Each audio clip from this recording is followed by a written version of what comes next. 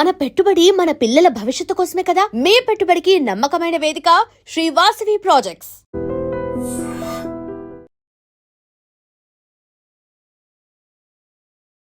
నమస్కారం, welcome to I dream. ధర్మ మార్గం విత్ విజిత కార్యక్రమానికి స్వాగతం.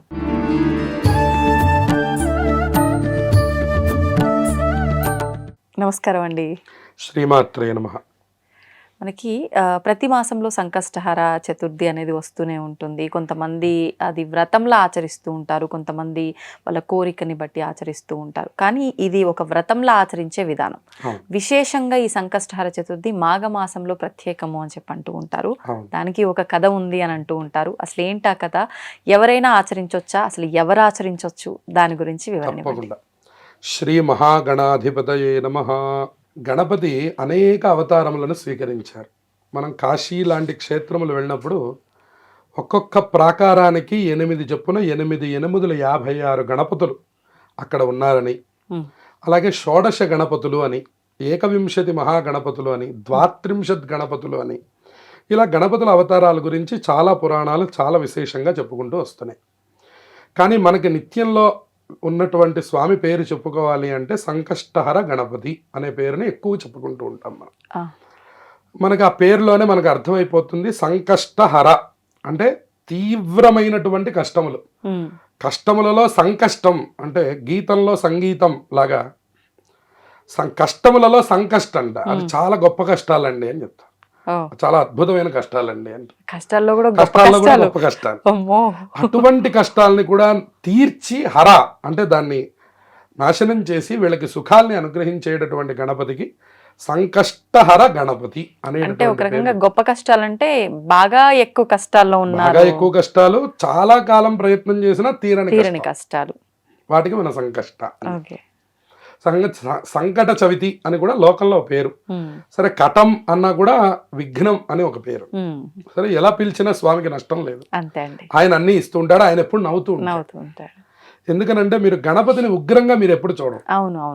మీరు మిగతా దేవతలకు ఉగ్రం చెప్తారు, కానీ గణపతి దగ్గర ఉగ్రం చెప్పడానికి లేదు. ఆయన ఎక్కడున్నా ఆయన ఆనందంగానే ఉంటాడు. బొజ్జ గణపతి ముదాకరాత్త మోదకం అన్నారు శంకరాచార్య గారు. ముదా అంటే ఆనందం అంట. ఆనందం లేని గణపతి ఉండడండి. ఎక్కడైనా ఉండనివ్వండి కాక గణపతి. ఆయన ఉంటేనే ఆనందం, ఆయన అంటేనే ఆనందం అంట. కాబట్టి అటువంటి ఆనంద స్వరూపుడు కాబట్టి ఏది తీయాలన్నా ఆయనే, ఏది ఇయ్యాలన్నా ఆయనే అని చెప్పారు. కాబట్టి సరే, అటువంటి సంకష్టహర గణపతి అసలు సంకష్టహర గణపతిగా ఆవిర్భవించినటువంటి రోజు ఈ మాఘ బహుళ చవితి అని చెప్పారు. అంటే ఈ వ్రత విధానం మొదలైంది ఈ మాఘ బహుళ చవితి రోజున. గణేశ పురాణంలో శ్రావణ్యాం కృష్ణపక్షే చతుర్థే మమ జన్మని అని, ఆ శ్రావణ బహుళ పక్షంలో ఆచరించండి, నాకు అది చాలా ప్రీతికరం అని ఆయన నోటితో ఆయన చెప్పుకున్నారు. ఆయన ఆవిర్భవించినటువంటిది మాత్రం ఈ మాఘ బహుళ చవితి అని చెప్తారు. అయితే ఇది ఎలా మొదలైంది అని మనం తెలుసుకునే ప్రయత్నాన్ని చేస్తే, పూర్వం బ్రహ్మగారు శ్రీ మహావిష్ణువు గురించి తపస్సు చేశారు. ఆయన విష్ణుమూర్తి యొక్క నాభికమలంలో నుంచి జన్మించారు. జన్మిస్తే ఆయన పువ్వులో పైన అక్కడ కూర్చొని తపస్సు చేస్తూ ఉన్నారు. తపస్సు చేస్తుంటే కొన్నాళ్ళకి ఆయన అన్నారు, అసలు నన్ను ఏం చేయమంటారు, నన్ను ఎందుకు సృష్టించారు అని అడిగారు. అడిగితే ఆయన అన్నారు, నీకు సత్యలోకం అనేటటువంటిది ఒక లోకాన్ని ఇస్తాను, అక్కడి నుంచి నువ్వు సృష్టి మొదలుపెట్టి చేస్తూ ఉండు అని చెప్పని ఆయనకి చెప్పారు. అలాగే నాన్నగారు అన్నారు. ఈయన పుట్టి అప్పటికే కొన్ని 10,000 దివ్య సంవత్సరాలు అయిపోయింది. దివ్య సంవత్సరాలు అంటే 4 యుగాలు కలిపితే, 4 యుగాలు కలిపితే ఒక దివ్య సంవత్సరం. 10,000 దివ్య సంవత్సరాలు అయిపోయింది. వాళ్ళు జపం చేస్తూనే ఉన్నట్టు.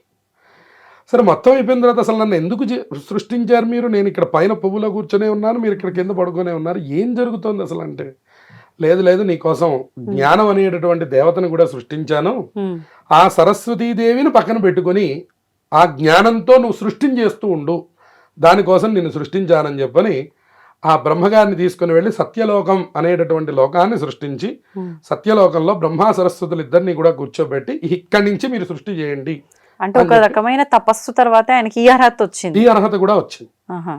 కాబట్టి అందుకని జ్యేష్ఠరాజ బ్రహ్మణాం బ్రహ్మణస్పతిం అని గణపతికి పేరు. కాబట్టి బ్రహ్మగారిని సైతము ఆయన అనుగ్రహం చేశారు అని. ఆ సత్యలోకంలో సరే కూర్చోబెట్టారు. పక్కన సరస్వతీదేవిని కూడా ఇచ్చి వివాహం చేశారు. సరస్వతీదేవి కూడా కూర్చుంది. ఆవిడ పని జ్ఞానం ఇవ్వడం. ఎందుకంటే చూడండి, పశువులకి మనుష్యులకి తేడా పెట్టమన్నారు. అవును. పశువులేమో అట్లా తిరిగేస్తూ ఉంటాయి, అవును. కానీ మనిషి అలా తిరగకూడదండి. వాడికి ఏదో పర్పస్ ఉండాలి, వాడికి ఏదో ఒక కారణం ఉండాలి. వాడు ఏదో రోజు లేచాడు పడుకున్నాడని కాకుండా అవును. ఇవాళ మనం ఏం సాధించాము అనేటటువంటి ఒక చిన్న ప్రశ్న వాడిలో ఉండాలి అని ఉండాలి. సరస్వతీదేవి తన యొక్క బుద్ధి అనుగ్రహాన్ని వాడిలోకి నిక్షిప్తం చేస్తుంది. ఉమ్. అప్పుడు మనం అందరం జ్ఞానవంతులుగా పుడతాం. ఒక్కొక్కడికి ఎక్కువ పెడుతుంది ఆవిడ. ఆహా. చూడండి, మంచి సమయంలో వెళ్తే భోజనం ఎక్కువ దొరికినట్టు, ప్రసాదం కరెక్ట్ టైంలో వెళ్తే చేతి నిండా దొరికినట్టు, ఉమ్. చివరి నిమిషంలో వెళ్తే కొద్దిగా దొరికినట్టు. ఉమ్. అలా స్వామి అనుగ్రహం ఎప్పుడు ఎవరి మీద సరస్వతి అనుగ్రహం ఎట్లా ప్రసరిస్తుందో మనకు తెలియదు. మనం చిన్న చిన్న పిల్లల్ని కూడా చూస్తుంటాం పెద్ద పెద్ద పద్యాలు చెప్పడం. అవునండి. ఇదంతా సరస్వతీదేవి కటాక్షం, బ్రహ్మగారి సృష్టి, ఈ రెండు జరగదు. సరే, ఆయన వెంటనే నువ్వు సృష్టి చెయ్యి అని ఆయన వెళ్ళిపోయినారు. ఉమ్. ఈయన సృష్టి చెయ్యాలి, అవును. కానీ ఎలా చేయాలి? ఇంకా వర్క్ ఎక్స్పీరియన్స్ ఇంకా రాలేదు. రాలేదు. ఆయన కూర్చొని తపస్సు చేస్తున్నాడు. మళ్ళీ ఉమ్. సరే, కొంతకాలం అయిన తర్వాత మళ్ళీ తపస్సు చేయడం మొదలుపెట్టి ఆయన అనుకున్నారు, ఓహో అసలు ఏం చేయాలో చెప్పారు కానీ ఎలా చేయాలో చెప్పలేదు ఆయన ఉమ్. అని మళ్ళీ విష్ణుమూర్తి గురించి తపస్సు చేశారట. తపస్సు చేస్తే నువ్వు సృష్టి చెయ్యి అని చెప్పారట. అంటే ముందర దింపి వెళ్ళారు కానీ ఏం చేయాలో చెప్పలేదు. ఒక తపస్సు తర్వాత నువ్వు సృష్టి చెయ్యి అని చెప్పారట. ఉమ్. సృష్టి చేయి అన్నారు కానీ అసలు ఎలా చేయాలో చెప్పలేదండి అని మళ్ళీ తపస్సు చేశారట. సరే, మళ్ళీ సృష్టి చేయడానికి ఎలా చేయాలో చెప్పారట. ఉమ్. ఈయన ఆ సృష్టి చేయడానికి ప్రయత్నం చేస్తుంటే ఎన్నో రకాల ఆటంకాలు కలుగుతున్నాయట. ఆహా. మళ్ళీ ఆటంకాలు కలుగుతున్నాయండి అని చెప్పడానికి అని చెప్పని వెళితే ఆయన ఒక మంత్రాన్ని ఉపదేశం చేశారట. ఆ మంత్రం ఏమిటి అంటే కనుక ఒక వక్రతుండ మంత్రం అని చెప్పారట. గణపతిది. ఆ వక్రతుండ మంత్రాన్ని ఉపదేశం చేస్తే ఉమ్. ఈయన ఆ వక్రతుండ మంత్రాన్ని జపం చేయడం ప్రారంభం చేశారు. ఎవరు? బ్రహ్మ. బ్రహ్మగారు.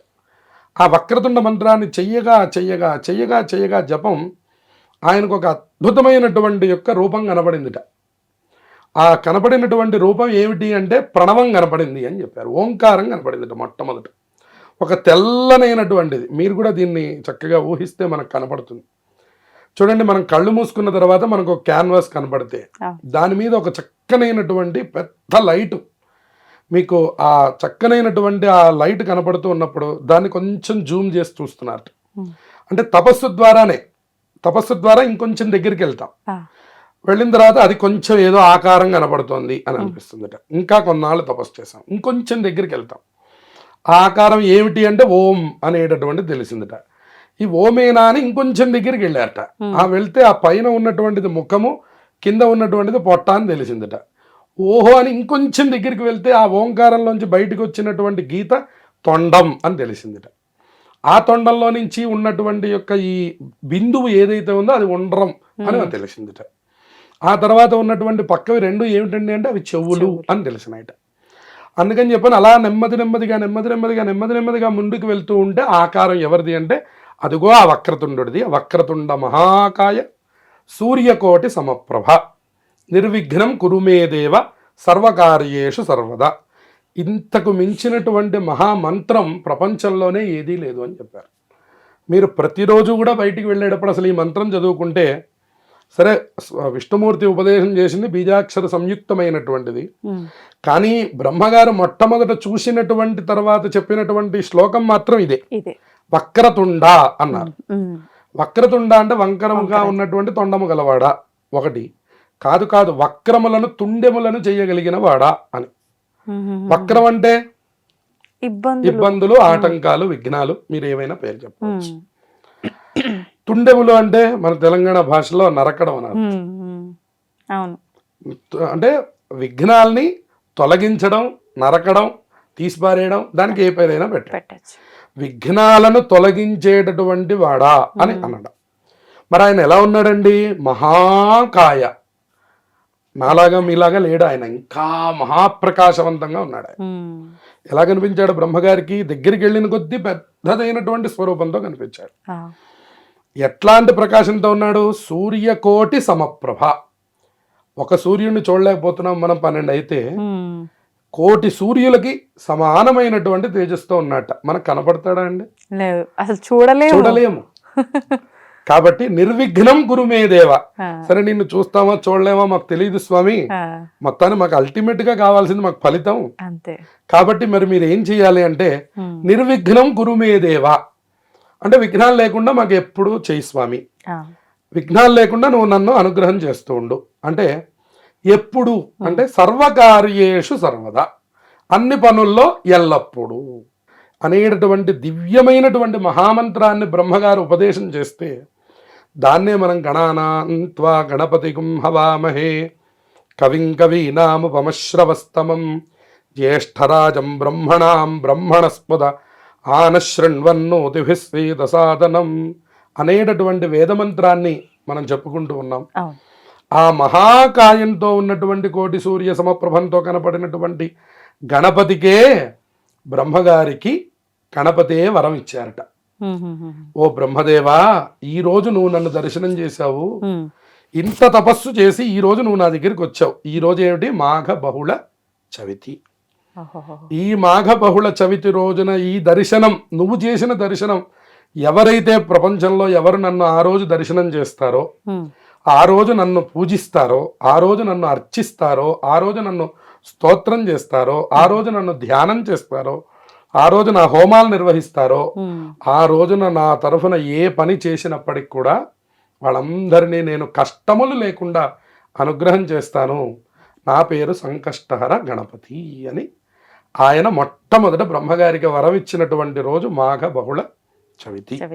ఈ రోజున అవకాశం ఉన్నటువంటి వాళ్ళు మీరన్నట్టుగా ఒక రాగి కలశాన్ని పెట్టుకొని, ఎర్రటి జాకెట్ బట్టను పెట్టి, ఎదురుకుండా పసుపుతో వినాయకుడిని చేసి పెట్టుకొని చక్కగా పూజించి, ఆ సంకష్టహర వ్రత విభాగం ఉన్నది, స్వామివారికి షోడశోపచార పూజలు నిర్వర్తించి గరిక, గన్నేరు పూలు, ఎర్రటి అక్షింతలు వీటితో పూజ చేసి, ఉండ్రాళ్ళు, అలాగే స్వామివారికి ప్రీతికరమైన లడ్డూలు, ఉండ్రాళ్ళు, మోదకాలు ఇవన్నీ కూడా నైవేద్యం పెట్టి, అలాగే అనేక రకాల పళ్ళు, నారికేళాలు ఇవన్నీ కూడా చాలా ప్రీతికరమైనవి, అవన్నీ కూడా నైవేద్యం పెట్టి చంద్రుడికి అర్ఘ్యం ఇవ్వమన్నాడు, గణపతికి అర్ఘ్యం ఇవ్వమన్నాడు, తిథి దేవత అయినటువంటి చతుర్థి తిథికి అర్ఘ్యం ఇవ్వమన్నాడు, ముగ్గురికి అర్ఘ్యం ఇవ్వాలట. అంటే నీళ్లు వదలటం, అక్షింతలు, నీళ్లు, దానికి సంబంధించిన శ్లోకాలు ఉన్నాయి. పార్వతీ వరపుత్రాయ నమస్తే విఘ్నకారిణే ఇదమర్ఘ్యం మయా దత్తం సర్వ విఘ్న హరం కురు అని మనకి ఆ విఘ్నములను నాశనం చేసేటటువంటి ఆ అర్ఘ్యం కూడా ఉన్నది. అంటే ముందు గణపతికి ఇవ్వాలి, తర్వాత చవితి తిథికి ఇవ్వాలి, తర్వాత చంద్రుడికి ఇవ్వాలి అని ముగ్గురికి అర్ఘ్యప్రదానములు చేసి, అందులో కొద్దిగా కథ కూడా ఉన్నది. ఆ కథ కూడా చదువుకొని అక్షతలు వేసుకొని చక్కగా అలా ఆ స్వామి అనుగ్రహాన్ని పొంది అప్పుడు రాత్రికి భోజనం చేయాలి. ఉదయం నుంచి సాయంత్రం దాకా ఉపవాసం ఉండాలి. ఈ పూజ ఉదయం చేయాలండి? సాయంకాలమే చేయాలి. సాయంకాలం పూట 6 గంటల తర్వాత సూర్యాస్తమయం జరిగిన తరువాత మొదలుపెట్టి చేసుకొని, చంద్రుడు వచ్చిన తర్వాత చంద్రుడికి అర్ఘ్యప్రదానం చేసి, చంద్రోదయం అనే ఒక సమయాన్ని ప్రత్యేకంగా రాస్తారు మన పంచాంగాల్లో. ఆ చంద్రోదయ వేళ వరకు ఉపవాసం ఉండాలి. ఏమంటే నాకు చంద్రుడు కనపడ్డాడండి భోజనం చేశానండి అనకూడదు. అంటే వ్రతం చేసే వాళ్ళకి ఈ నియమం వర్తిస్తుంది. కేవలం ఉపవాసం ఉంటున్నానండి, గుడికి వెళ్ళి కొబ్బరికాయ కొట్టొచ్చి అన్నం తింటానండి అన్న వాళ్ళకి పర్వాలేదు. ఎవరైతే నియమంగా వ్రతం చేస్తున్నారో వాళ్ళకి మాత్రం చంద్రోదయం అనేటటువంటి సమయం ఏ నెలకు ఆ నెల మీ బ్రాహ్మడి దగ్గర అడిగి తెలుసుకొని ఆ సమయం వరకు ఉపవాసం ఉంటేనే దీని యొక్క ఫలితాన్ని బాగా పొందగలుగుతారు. ఓహో, ఇప్పుడు ఇది వ్రతం లాగా చేసిన వాళ్ళు ఎన్ని వారాలు చేయాలి? పూజలాగా అది వాళ్ళు అనుకోని చెయ్యమని మనకి పురాణం అనుకోవడమే, సంఖ్య అనుకోవడం. విఘ్నేశ్వరుడికి ఇష్టమైనటువంటి సంఖ్యలు 5, 9, 11, 16, 21. ఈ 5 సంఖ్యలు చాలా ప్రీతికరమైనవి. ఒక 5 సంకష్టాలు చేస్తానని దండం పెట్టుకోవచ్చు, ఒక 9 సంకష్టాలు చేస్తానని దండం పెట్టుకోవచ్చు, అలాగే 11, తర్వాత 16, 21 వీటిల్లో ఏదో ఒక సంఖ్యని ముందుగా మొదలుపెట్టే రోజునే ఆ సంఖ్య స్వామివారి దగ్గర చెప్పి ఈ కార్యక్రమాన్ని మొదలుపెట్టి చక్కగా ఆచరించి దాని తాలూకు ఫలితాలను పొందవచ్చు. అసలు ఏమీ వ్రతం చేయట్లేదండి అని అనుకున్న వాళ్ళు కూడా మీ కష్టములు తొలగిపోవడానికి కేవలం ఉపవాసాన్ని ఆచరించి సంకటనాశన గణేశ స్తోత్రం అని నారద మహర్షి మనందరికీ ఉపదేశం చేసినటువంటి గొప్ప స్తోత్రం ఉంది. ఆ స్తోత్రాన్ని 12 మార్లు చదవమని ఉన్నది అందులో. ఆ రోజున ఒక 12 సార్లు ఆ సంకటనాశన గణేశ స్తోత్రాన్ని చదువుకొని ఆ వినాయకుడి ఆలయాన్ని దర్శనం చేసి కొబ్బరికాయ కొట్టి ఆ స్వామికి పూజ చేయించుకొని ఆ పాటన భోజనం చేయవచ్చు. అయిపోయే వరకు తినకుండా ఉంటే చాలు. వాళ్ళకి చంద్రోదయం అనే సంఖ్యతో నియమం లేదు. చేయలేని వాళ్ళకి ఇది ఉత్తమం. ఇది ఉత్తమమైనటువంటి. ఎవరైతే వ్రతం చేయాలి అని అనుకున్నారో మాత్రం వాళ్ళు మాత్రం తప్పకుండా ఇవన్నీ ఆచరించాలి. ఇది పెళ్లి కాని వారు కూడా చేయొచ్చా అండి? అందరూ చేయవచ్చు. చాతుర్వర్ణ్యంచ లోకేస్మిన్ స్వే స్వే ధర్మే నియోక్ష్యతి. అన్ని వర్ణాల వారు అందరూ, సింగిల్ వాళ్ళు, ప్రతి వాళ్ళు కూడా ఆచరించవచ్చు. భర్త లేనటువంటి వారు కూడా ఆచరించవచ్చు. అందరూ కూడా వెళ్ళి, అయితే వాళ్ళు వ్రతం చేయడానికి లేదు, ఇప్పుడు నేను చెప్పినట్లుగా ఉపవాసం ఉండి పూజా విధానాన్ని ఆచరించి ఉపవాసం ఉండి రాత్రికి భోజనం చేయడానికి అందరూ అర్హులే. ఇందులో ఎవ్వరికీ నియమం లేదు. ఒక్క వ్రతం చేసుకోవడానికి మాత్రం కొన్ని నియమాలు ఉన్నాయి కాబట్టి అది ప్రత్యేకంగా మీరు తెలుసుకొని చక్కగా ఆచరించండి. దాని ద్వారా ఉత్తమమైనటువంటి ఫలితాలు వస్తాయి. ఇప్పుడు వ్రతం ఆచరించే వారు మాత్రమే ఈ మాసం చూసుకొని మొదలు పెట్టాలా, లేకపోతే ఒకసారి 2 సార్లు చేయాలనుకున్న వాళ్ళు కూడా ఇది ఈ మాసంలోనే మొదలు పెట్టడం? ఈ మాసం అనేటటువంటిది ఎవరైనా సరే మొదలు పెట్టడానికి మంచిది. మిగిలినటువంటి వాళ్ళు ఆచరిస్తున్నటువంటి వాళ్ళకు కూడా ఈ మాసం చాలా విశేషమైనటువంటిది అని చెప్తున్నారు. అంటే ఇప్పుడు మీకు ఉదాహరణకి ఒక 11 సార్లు చేస్తామన్న వాళ్ళకి ఇది 5వ మాసం వచ్చింది అనుకోండి, ఈసారి ఇంకా ఏదైనా ఒక స్వామివారికి ఒక ప్రత్యేకం చేయవచ్చు. లేదు అసలు ఇప్పటి వరకు నేను చేయలేదండి, కానీ నేను చాలా సార్లు విన్నాను, మరి నేను ఎప్పుడు మొదలు పెట్టాలి అంటే వెంటనే మొదలు పెట్టండి అని చెప్పడానికి ఈ మాసం మనకి వస్తుంది. ఓకే, ఇప్పుడు మీరు అన్నట్లు 9, 11 ఇట్లా సంఖ్యలు చెప్పారు.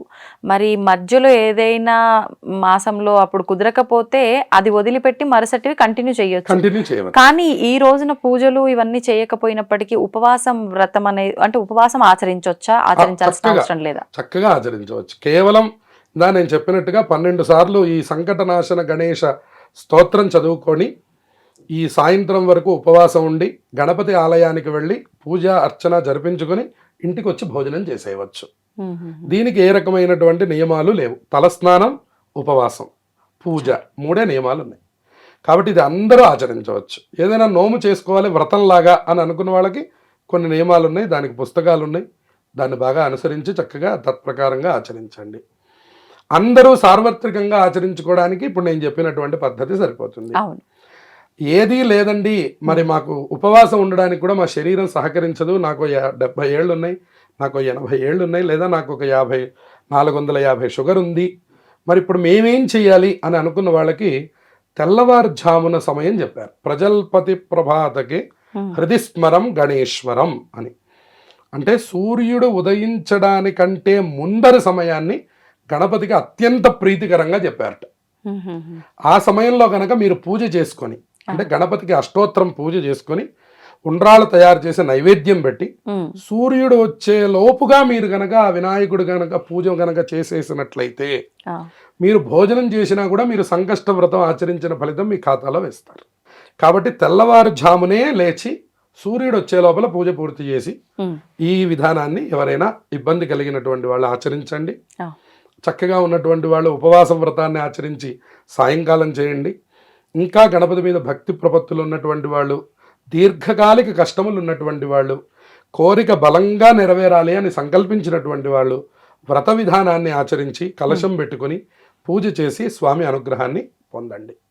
అందరికీ ఆ గణపతి అనుగ్రహం పరిపూర్ణంగా లభించుగాక. ధన్యవాదాలండి. శుభమస్తు. తవ్వండి, తవ్వుతూనే శివలింగం. పరమాత్మకు జీవా. సరే దాన్ని అట్లా కప్పేసేయండి, చూపించదండి. Krishna is there. మూర్తి పూజ కాదు, సాక్షాత్ బ్రజేంద్ర నందన భగవాన్ ఉన్నారు మూర్తిలో. ఏమీ ఆశించకుండా ఆరాధించే వాళ్ళు కూడా ఉన్నారా ప్రభుజీ? నిజమైన భక్తి అంటే మనకు తెలియదు కాబట్టి